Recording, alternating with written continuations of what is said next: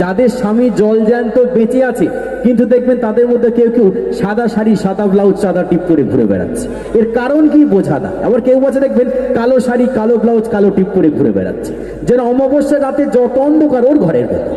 এর কারণগুলো সব বোঝাতে, জানেন তো এরা যখন বাজারে যায় না বাজার করতে, এদের বাজার করার সব আলাদা আলাদা সব স্টাইল আছে। এরা কিভাবে বাজার করে বলি শুনুন। একদিন দেখছি ওই সাদা শাড়ি, সাদা ব্লাউজ, সাদা টিপ করে ভদ্রমহিলা উনি গেছেন বাজারে বাজার করতে। উনি বাজারে গিয়ে দোকানদারকে বলছেন, এই যে দোকানদার, আপনার বেগুন কত করে?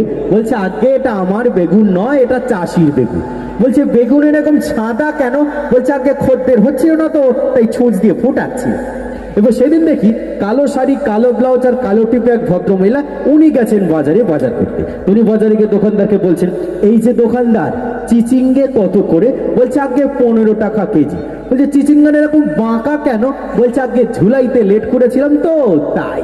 এবার সেদিন দেখছি সবুজ শাড়ি, সবুজ ব্লাউজ আর সবুজ টিপ পরে এক ভদ্রমহিলা একটা ছোট্ট বাচ্চাকে নিয়ে একটা পার্কের গেটের ধারে বসে আছে। আমি ভালো ভালো গিয়ে ভদ্রমহিলাকে গিয়ে জিজ্ঞাসা করলাম, বৌদি একটা কথা জানতে পারি? তো বৌদি বলছে, আগে হ্যাঁ হ্যাঁ ঠাকুরপো, বলো বলো। আমি বললাম, এই বাচ্চাটা কি আপনার? বলছে, আগে হ্যাঁ, এটা ছোট বাচ্চা আর বড় বাচ্চা বাড়িতে আছে। বললাম, বৌদি আরেকটা কথা জানতে পারি যে আপনার এইরকম অদ্ভুত পোশাক কেন? সবুজ শাড়ি, সবুজ ব্লাউজ, সবুজ টিপ।